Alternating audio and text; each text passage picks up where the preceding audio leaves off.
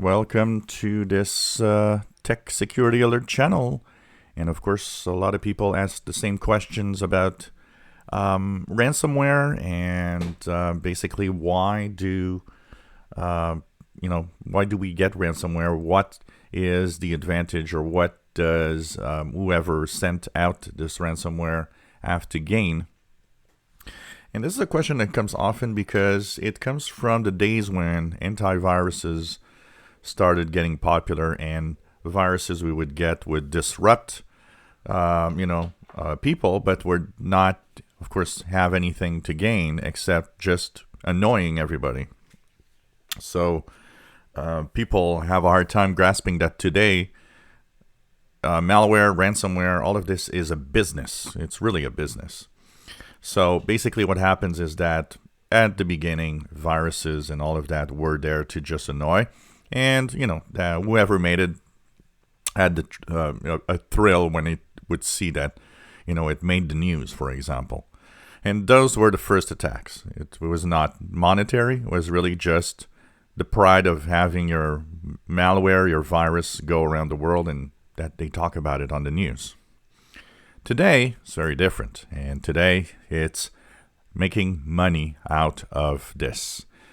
Ransomware is one of the best examples because it plays on the fact that a lot of organizations and a lot of people do not back up. And that means that if you get ransomware that encrypts all your files, what happens? You've lost them unless you have a way to get them back. And the only way to get them back, if it's a very recent ransomware, is, in general, to pay the bad guys.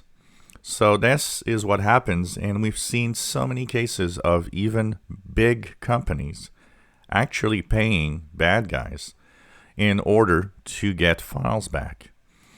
So they make millions of dollars with encrypting files in organizations and computers, simply because people are careless with their data.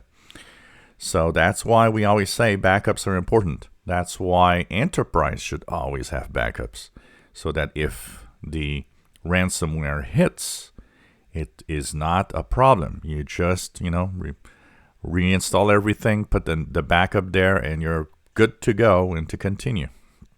So everything today that has to do with viruses, malware, and so on, including ransomware, is really a business to make money. And for those that think that antivirus software are making viruses intentionally, if they would, then they would be detected correctly by antivirus companies' software, first of all, which they really do not very well. And second of all, if that would be known, imagine how they would be sued. It's some fake news that a lot of people think and believe in, which is totally false. Antivirus companies do not make viruses. If you enjoy my videos, please subscribe, give us thumbs up. Thank you for watching.